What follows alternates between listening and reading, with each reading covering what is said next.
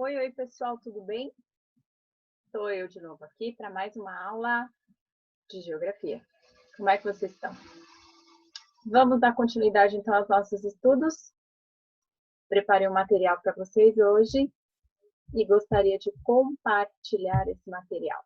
Estou aqui com o meu globo terrestre, já iluminado, porque o nosso estudo agora, que a gente fez toda uma apresentação dessa regionalização do espaço mundial, regionalização a partir dos aspectos naturais, a partir dos aspectos culturais, a partir dos indicadores sociais e econômicos, nós vamos estudar agora os continentes do nosso planeta Terra. Então, vocês sabem que nós temos 6 continentes para estudarmos no planeta Terra.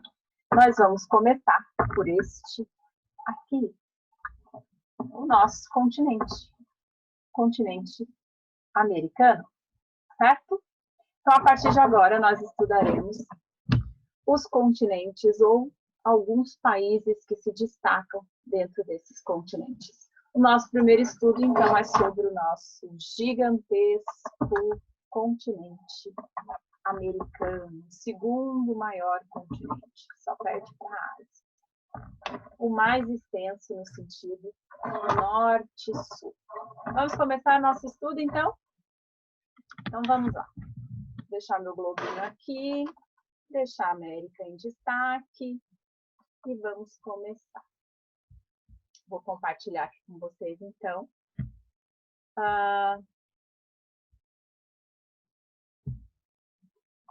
Vou compartilhar meu slide. Fresquinho. Eu intitulei como Continente Americano. Então tá. Vamos ver então, para início de conversa, quais são os aspectos do continente americano que vocês precisam aprender. Bom, aqui está ele no meu globo, e aqui está ele representado, tá? Então, este é o nosso gigantesco continente americano. Vamos lá. Bom, sempre que a gente for conhecer um lugar novo, seja um país, seja uma região, seja um continente, nós vamos começar sempre pela localização geográfica, certo? Então, estou observando aqui o gigantesco continente americano e preciso já usar os meus referenciais de localização para localizá-lo no espaço mundial. Muito bem. Primeiro fator de localização que nós vamos observar. Em quais hemisférios o continente americano possui terra? Então, nós temos, dividido pela linha do Equador, hemisfério norte e sul, pelo meridiano de Greenwich, hemisfério leste e oeste. Portanto, eu observo que o continente americano tem terras no hemisfério ocidental, tem terras no hemisfério norte e tem terras no hemisfério sul. O continente americano só não possui terras no hemisfério leste ou oriental, ok?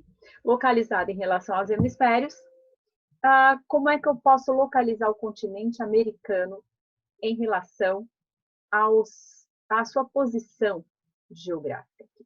Então, geograficamente falando, o continente americano ele é banhado pelo Oceano Atlântico, na sua porção leste, é banhado pelo Oceano Pacífico, na sua costa oeste, é banhado pelo Oceano Glacial Ártico, na sua parte norte, e é banhado pelo encontro do Oceano Atlântico e Pacífico aqui na sua porção sul. Então, dei a localização a partir desses referenciais, os oceanos, ou os limites, né? Contém a América se limita a norte, Oceano Glacial Ártico, a leste, Oceano Atlântico, a oeste, Oceano Pacífico, e a sul com o encontro desses dois oceanos. Muito bem. Um outro fator importante para a localização do continente americano, ou de qualquer outra localidade, seria a sua posição dentro das zonas climáticas. Então, o continente americano, ele está localizado dentro de todas as zonas climáticas, exceto a zona glacial antártica. Não tem terras na zona glacial antártica, está o círculo polar. Então, mas ele possui terras na zona temperada do sul, intertropical, temperada do norte e glacial ártica, certo? Então, o continente americano, por sua gigantesca extensão norte-sul, ele tem, então, terras em praticamente todas as zonas climáticas, das mais frias às mais quentes, passando pelas temperadas, certo? Então, vamos lá. Localizamos o continente americano, podemos agora falar das duas formas mais comuns de regionalização desse continente. Quais são as duas formas mais comuns de regionalização desse continente? Bom, são essas duas formas aqui. O mapa 1 está mostrando a América dividida em 3 regiões. Que 3 regiões são essas? América do Norte, Canadá, Estados Unidos e México. Sim, o México faz parte da América do Norte. América Central, que é esse istmo, essa faixa de terra que liga as duas partes maiores de terra, América Central. E América do Sul. Essa é uma forma de regionalização do continente americano. Qual é o critério para essa forma de regionalização? É um critério de localização geográfica, ok? Então, pela localização, posição geográfica, América do Norte, América Central e América do Sul. Se eu considerar um outro critério, um critério cultural, histórico, eu vou dividir a América não mais em 3 regiões, mas sim em 2 grandes regiões. América anglo-saxônica e América Latina. América anglo-saxônica, então, formada pelos países que tiveram colonização inglesa, principalmente, por isso América anglo-saxônica, dos anglo-saxões, né, os ingleses. E a América Latina foram colonizadas, então, por povos de língua latina, como portugueses, espanhóis, franceses, né? Então, predominou aqui colonizadores, predominou nessa faixa aqui, então, uma colonização de povos de língua latina. E predominou aqui uma colonização de povos de língua derivada do anglo-saxão, do inglês. Certo? Muito bem. Então, essas são as duas principais formas de regionalização da América. Mas a gente vai começar a falar da América voltando um pouquinho no tempo, tá? Essas populações que já viviam aqui na América antes da chegada dos europeus lá no final do século XV, 1492, descobrimento da América, já tinham povos morando na América. Qual é a teoria mais aceita para a chegada desses povos? A teoria mais aceita é de que eles, então, atravessaram o Estreito de Bering, aqui está a Ásia e aqui está a América, então eles atravessaram o Estreito de Bering há mais ou menos 20 mil, 14 mil anos atrás, na era glacial, quando houve um congelamento e essa faixa de terra que possibilitou a passagem desses povos da Ásia, vindos da Ásia, para a América, certo? Então, isso aqui só para vocês saberem que os povos que já viviam aqui antes da chegada dos europeus, lá no final do século XV, acredita-se que tenham chegado por este caminho, tá? Muito tempo atrás, quando, com o congelamento que aconteceu uma era glacial, criou aqui um caminho entre essa faixa da Ásia e essa faixa aqui da América. E aí esse caminho, então, ele permitiu a passagem de povos da Ásia para cá, certo? Depois, no período interglacial, houve um descongelamento das águas, então esse caminho deixou de existir e passou a ser um estreito, né? Que é uma faixa marítima. E aí, então, esses povos ficaram isolados aqui, certo? Voltamos um pouquinho no tempo, então, só para fazer essa observação. Vamos lá. Vamos começar a falar, então, das principais características ou das características gerais do que eu estou aqui denominando América Anglo-Saxônica. Formada por dois países, Canadá e Estados Unidos da América, ok? Os dois são dois países de áreas territoriais muito grandes, estão entre os 5 maiores países de extensão territorial do mundo. O Canadá é o segundo maior, né? Os Estados Unidos é o terceiro maior. Maior é a Rússia, primeiro lugar, segundo lugar é o Canadá, terceiro lugar Estados Unidos, quarto lugar a China, quinto lugar o Brasil. Então, Canadá e Estados Unidos se destacam em termos de área, é uma área muito grande, tá? Estão entre as 3 maiores áreas aí do mundo. Há muitos recursos naturais, tanto no Canadá quanto nos Estados Unidos, tá? Sejam eles recursos minerais, vegetais. Então, são países que têm recursos naturais abundantes, ou já tiveram muito mais, né? Porque muitos já foram utilizados. Mas essa é uma característica dos dois países. Populações bastante diversificadas em função do processo histórico, né, de formação dessas sociedades, aí considerando a vinda dos europeus, os povos pré-colombianos que já viviam aqui, mais os escravos que vieram no período da colonização. Tudo isso, então, faz com que os dois países tenham populações diversificadas, tá? Etnicamente falando. Grande diversidade cultural, também por isso, e paisagística. Muitas paisagens diversas no Canadá e nos Estados Unidos. Outro fator que chama a atenção nos dois países da América Anglo-Saxônica é que eles estão entre os países com maior IDH do mundo. IDH do mundo. IDH, vocês já sabem, já estudamos, é o Índice de Desenvolvimento Humano. Então, o IDH do Canadá e dos Estados Unidos estão entre os maiores do mundo, tá? Pelo menos aí entre os 15 maiores do mundo, e variando, porque o dado ele é coletado anualmente, e variando, né? Às vezes um pouquinho mais bem colocado, às vezes um pouquinho menos, mas sempre entre os maiores IDHs, tá? Possuem também os dois um excelente desempenho econômico, então a economia dos dois países é bastante desenvolvida, tanto no setor primário, agricultura, pecuária e extrativismo, quanto no setor secundário, que são as indústrias, tanto no setor terciário, comércio e serviços. Muito bem.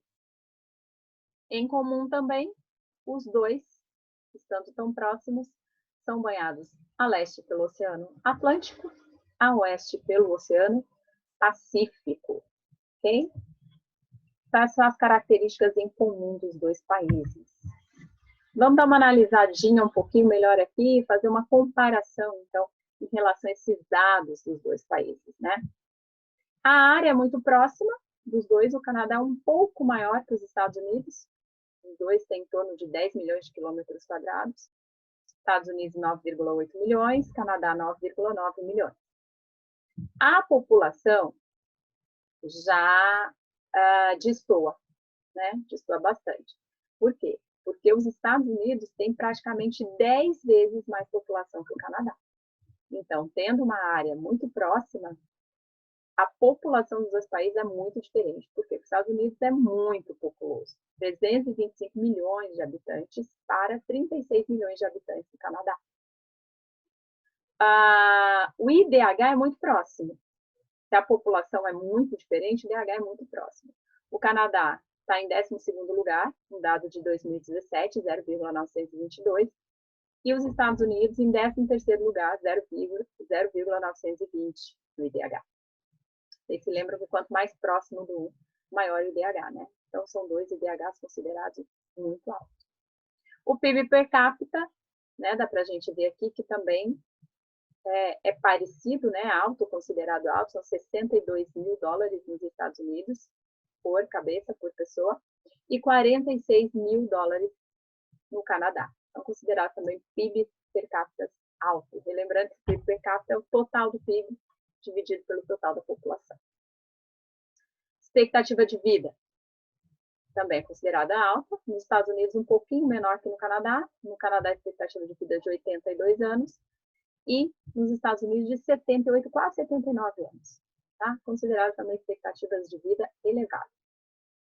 Densidade demográfica é também bastante diferente, em função do total de população, né?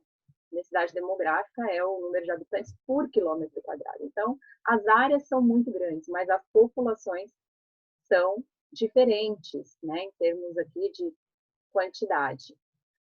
Os Estados Unidos, tendo uma população maior, vai ter uma densidade demográfica maior, 34 habitantes por quilômetro quadrado, e o Canadá apenas 4 habitantes por quilômetro quadrado. Claro, tem uma população pequena, uma área enorme, 4 habitantes por quilômetro quadrado. Os Estados Unidos ainda assim tem uma densidade demográfica que não é considerada alta, né? Razoável, 34 habitantes por quilômetro quadrado, mas nada se compara ao Canadá, né?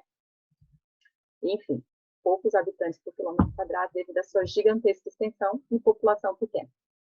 Eu botei um dado aqui também de acesso à internet, que também é o dado que a gente pode considerar para avaliar a qualidade de vida da população atualmente. Então, nos Estados Unidos, 87,2% tem acesso à internet, no Canadá um pouquinho mais, 91%. Peguei esses dados aqui, 2017, 2018, até 2019, lá daquele site IBGE Países. Né? Entrei lá e peguei esses dados bem atualizados aqui sobre os Estados Unidos e o Canadá, certo? Muito bem. Então, eu peguei um mapa aqui dos Estados Unidos para mostrar mais algumas características particulares de cada um dos países. Eu estava falando da densidade demográfica dos Estados Unidos, 34 habitantes por quilômetro quadrado, e com concentração bem alta aqui no Nordeste. Então, o Nordeste dos Estados Unidos é a parte mais povoada, né? Quando a gente está falando de densidade demográfica, a gente usa o termo povoado. Então, a parte mais povoada dos Estados Unidos aqui é o Nordeste, que é a parte mais industrializada, o centro econômico do país, assim, historicamente falando também, foi a parte que se desenvolveu primeiro, né, com essa economia secundária, industrial, portanto, atraiu muita população para cá. Ainda é a parte mais povoada dos Estados Unidos, aqui o Nordeste dos Estados Unidos, ali perto de Nova York, né, cidade de Nova York, o estado de Nova York, Filadélfia, Pittsburgh, Boston, Washington. Então, essa é a região mais densamente povoada dos Estados Unidos. Dá para a gente ver que tem outros vazios aqui mais para o oeste, né? Até talvez em função do clima mais seco, desértico, semiárido, e outras concentrações na costa oeste aqui, né? Como é o caso da cidade de São Francisco, aqui no estado da Califórnia, enfim, a cidade de Los Angeles. Aqui eu também tenho uma densidade um pouco maior. Então, as maiores densidades estão nessa faixa aqui da costa oeste, né, que é chamada aqui de Sansan, é uma chamada megalópole, né, uma grande aglomeração populacional aqui, ó, entre várias cidades, entre a cidade de São Francisco e São Diego. Eu tenho aqui uma megalópole americana. Chippewa, entre a cidade de Chicago e Pittsburgh, aqui na região dos Grandes Lagos, né, também tem uma alta densidade, mas nada se compara a Boswash, que é a maior megalópole americana. A região aqui que fica entre Boston e Washington, por isso chamada de Boswash. Ok? Só uma característica, uma particularidade aí em relação à densidade demográfica e distribuição da população nos Estados Unidos. Aqui mais um mapa sobre densidade demográfica e maiores áreas metropolitanas para confirmar aquilo que eu falei. Ó. Quanto mais escuro aqui, maior a densidade demográfica, Boswash, Chippewa e Sansan, as 3 megalópolis americanas. Bom, outra característica interessante sobre os Estados Unidos é que, de acordo com o tipo de solo, de clima, que são bem variados, eles estabelecem, então, verdadeiras faixas ou cinturões para a produção de produtos agrícolas específicos, como o cinturão dos laticínios, do milho, do algodão, do trigo, da pecuária extensiva, das culturas irrigadas, das frutas cítricas e assim por diante. Então, o território americano tem essa particularidade em termos de produção agrícola, dividida em grandes cinturões, tá? Bom, outra característica importante dos Estados Unidos é essa grande concentração industrial que a gente tem aqui na parte nordeste, né? Com siderúrgicas, petroquímicas, automobilísticas, indústrias têxteis, aeronáutica, enfim, temos aqui uma grande concentração industrial. Essa grande concentração industrial também, esse cinturão aqui, poderíamos chamar de cinturão das manufaturas ou das indústrias. É o cinturão industrial dos Estados Unidos, que justifica também a grande densidade demográfica, né? Então, esse mapa também, para vocês verem aí, confirmado as regiões mais densamente povoadas. E por quê? Porque aqui realiza-se muitas atividades econômicas, que é o que atrai a população, ok? Então, uma coisa está relacionada à outra. E aí eu peguei o mapa do Canadá o mapa dos Estados Unidos aqui, mostrando que a sua grande extensão aqui, leste-oeste, faz com que ele tenha, então, horários diferentes, vários fusos horários, né? 1, 2, 3, 4 fusos horários diferentes aqui, em função da sua grande extensão leste-oeste, né? Como o Brasil também. Quanto maior a extensão leste-oeste, mais fusos horários, então, eu terei nesse espaço. Mais uma característica aí também. Podemos partir agora para os aspectos físicos da América anglo-saxônica, tá? Então, vocês vão ver que o relevo, apesar de não estar aparecendo aqui, ó, o Canadá, está mais centrado nos Estados Unidos, nós temos aqui, então, uma figura que mostra a distribuição ou as formas de relevo, né? Então, dá para a gente ver aqui que no centro predominam as planícies, né? Terras baixas. Na faixa leste, eu tenho aqui os planaltos desgastados, né? Já sofreram bastante processo erosivo, então eles são mais baixos. E as grandes elevações ficam na costa oeste. Por quê? Porque essa é uma região de encontro de placas tectônicas, ou tectonicamente estável. Então, como eu tenho aqui encontro de placas tectônicas, aqui ocorrem aqueles 3 eventos tectônicos: vulcanismo, elevação de montanhas e abalos sísmicos. Portanto, o relevo mais elevado, tanto dos Estados Unidos e do Canadá, fica aqui na costa oeste. No centro, planícies, que vai aqui até a Península da Flórida, e planaltos desgastados aqui, montanhas desgastadas pelo processo erosivo, na parte leste. Então, em resumo, na faixa oeste, o relevo é bastante diversificado devido à grande extensão de terras, isso para os Estados Unidos todos. As formações recentes elevadas que formam as montanhas rochosas estão mais concentradas na costa do Pacífico. Aqui, onde eu tenho as montanhas rochosas, as Rocky Mountain. Na faixa leste, é possível encontrar formações mais desgastadas e antigas, planaltos e planícies. Destaque para o Planalto do Labrador, no Canadá, e Montes Apalaches, nos Estados Unidos. Aqui são os Montes Apalaches, né? Planalto do Labrador, já no território do Canadá, aqui na faixa leste. No centro, predomina, então, as grandes planícies, que se estendem até o sul dos Estados Unidos. Então, eu tenho aqui montanhas rochosas, Serra Nevada, é a região mais montanhosa da costa oeste, planícies predominando ao centro, se estendendo até o litoral leste, e essas terras desgastadas, esses planaltos desgastados aqui, com destaque para os montes Apalaches. Ok? Muito bem. O que eu posso falar sobre o relevo e a hidrografia conjuntamente, né? Vocês sabem que o relevo ele é um fator muito importante para definição aqui das vertentes para onde o rio vai correr, né? Então, normalmente o rio nasce numa região mais alta, e a partir dessa região mais alta, então, ele vai buscando a parte mais baixa até chegar na parte mais baixa, que é o oceano. Então, eu tenho rios que correm aqui para a vertente do Pacífico, né? Dessas montanhas, são rios mais curtos. Eu tenho rios que correm aqui para o Oceano Glacial Ártico, é a vertente do Ártico. Eu tenho rios que correm aqui para o Golfo do México. Tenho rios que correm para o Oceano Atlântico, que são os rios mais extensos, tem mais espaço aqui, então, nessa região, para se formarem, para correr. Então, o que a gente tem aqui é o relevo determinando aqui para onde vão correr os principais rios americanos. Então, dei destaque aqui para os rios da América anglo-saxônica, né? Então, eu tenho aqui o rio Mackenzie, que é um destaque aqui. Rio Mackenzie, lá do Canadá, né? É o destaque no Canadá. Eu tenho outros rios, como o Rio Colorado, tenho o Rio Grande, que divide Estados Unidos do México, Rio Mississippi, Rio Missouri. Essa aqui, então, é uma bacia muito importante, a bacia do Rio Mississippi, Missouri. Rio São Lourenço, aqui na região dos Grandes Lagos, tá?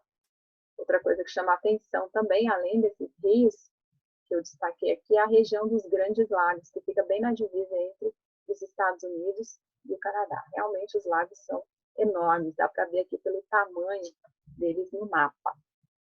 Tá? Então, dei destaque para os rios, para a região dos Grandes Lagos, bem na divisa entre os dois países.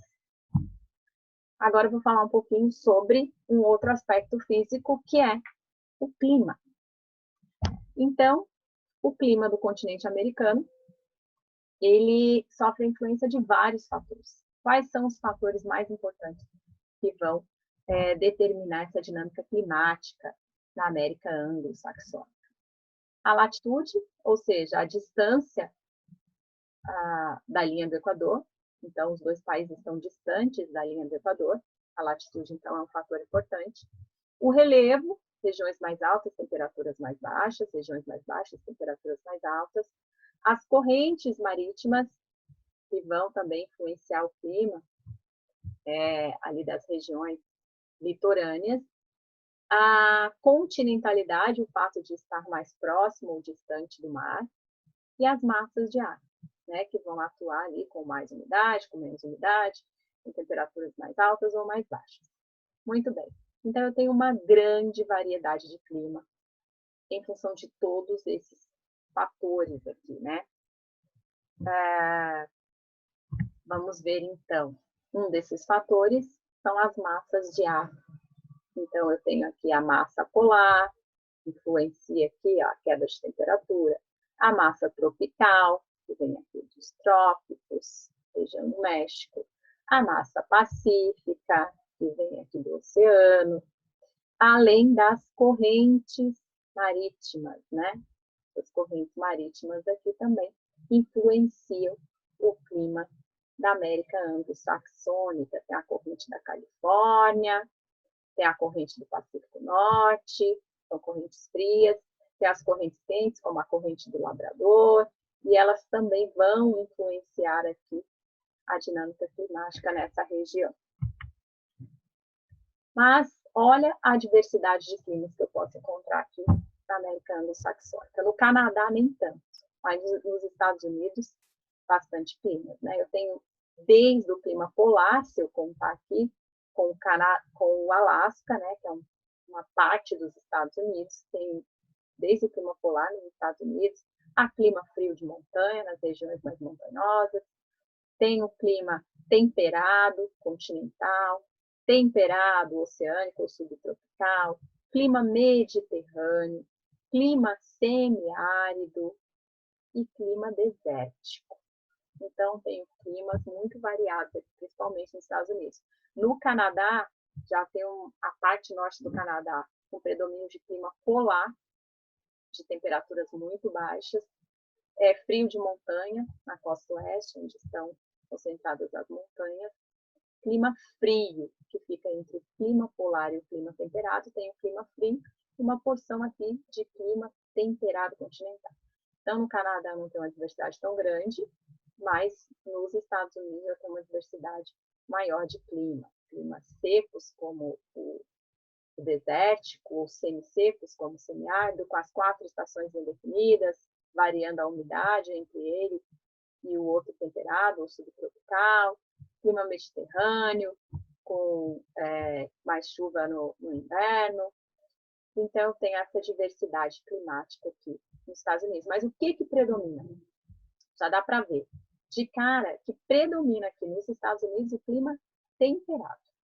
Tá? Nos Estados Unidos, então, é o clima temperado.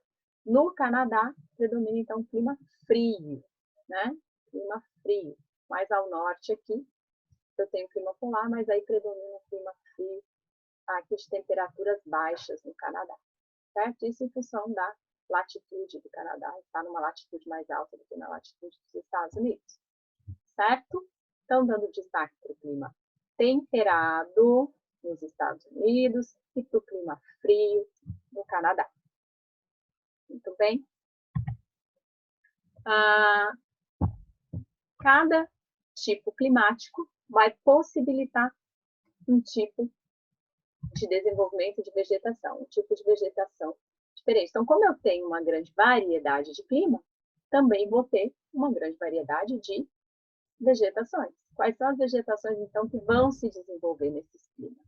Lá no clima polar, eu tenho o quê? A tundra, vocês já estudaram.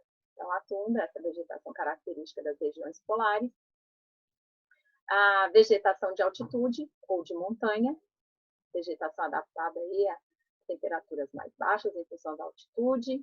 Eu vou ter floresta boreal aqui, ó, uma grande região de floresta boreal, ou coníferas, ou taiga, no Canadá, em função do clima frio, tem uma taiga. A floresta temperada, onde eu tenho os climas temperados, floresta temperada ou floresta subtropical, aqui, bastante próxima, parecida. Então, o tipo de clima vai definir o tipo de vegetação. Clima temperado, floresta temperada. Ainda tenho aqui as pradarias, nessa região aqui ainda de clima temperado, também posso ter pradaria, que é aquela vegetação mais rasteira, né? Aqui é floresta, aqui já é campos, né? São campos. As pradarias. Tem uma pequena faixa aqui de vegetação mediterrânea, já que o clima aqui é mediterrâneo, são arbustos, gramíneas. Tenho as estepes, que são vegetações típicas de clima mais seco, né? Já margeando os desertos, as estepes e a vegetação desértica. Então, aqui a vegetação desértica no clima desértico e margeando os desertos, as estepes, que também é uma vegetação campestre, um pouco mais seca que as pradarias, certo? Normalmente elas ocorrem próxima dos desertos. Então, de acordo com cada clima, eu tenho um tipo de vegetação, certo? A gente sempre tem que fazer essa associação. Tipo de clima que permite o desenvolvimento de um tipo específico de vegetação. Dito isso, então, posso encontrar todos esses tipos aqui, ó, de vegetação, desde as mais rasteiras, passando pela floresta de coníferas, florestas temperadas, ou vegetações mais formadas por ervas, herbáceas, né, arbustivas, mas com menos árvores e assim por diante. Então, eu tenho aqui a classificação climática e as respectivas vegetações de cada um desses climas. O que eu fiz com vocês agora foi apresentar as principais características de localização e também os aspectos físicos da América anglo-saxônica. O que eu quero que vocês façam para mim, então, a gente vai continuar ainda falando da América anglo-saxônica, tenho outros aspectos para apresentar, são mais aspectos históricos. Mas ao final dessa primeira parte, eu gostaria que vocês fizessem para mim 2 tarefas, tá? A primeira tarefa, ela não está relacionada ao tema da aula de hoje. Ela é simplesmente para vocês aproveitarem os cadernos que estão lá na plataforma Plural. Já estão à disposição de vocês o PH3, vocês já tinham feito o PH2. Agora vocês podem fazer o PH3. Então, o PH3 ele diz respeito ainda às grandes civilizações, diversidade cultural, aquela regionalização baseada em aspectos culturais. Então, vamos lá para vocês exercitarem um pouco ainda esse conteúdo que nós já vimos, para colocar isso em dia, tá? Entra lá na plataforma e faz lá, responde aquelas 10 questõezinhas e você já vê o seu desempenho no final. Se tiverem dúvida, coloquem a dúvida ali, consultem, mas é um bom exercício para vocês, certo? Essa é a primeira tarefa. A segunda tarefa tem a ver com a aula de hoje. Qual é a segunda tarefa? Estou deixando essa tela aqui parada para dar tempo de vocês anotarem. Então, lá no caderno de vocês, eu espero que vocês façam ali um breve resumo, uma síntese, né? Um breve registro da aula do que eu apresentei para vocês hoje, as principais características do relevo, do clima, da vegetação, da hidrografia da América Anglo-Saxônica. E depois disso, depois dessa breve síntese aí, que é sempre bom fazer esse registro, eu quero que vocês consultem lá na unidade 5 do livro de vocês. Esse tema que eu estou desenvolvendo está lá na unidade 5.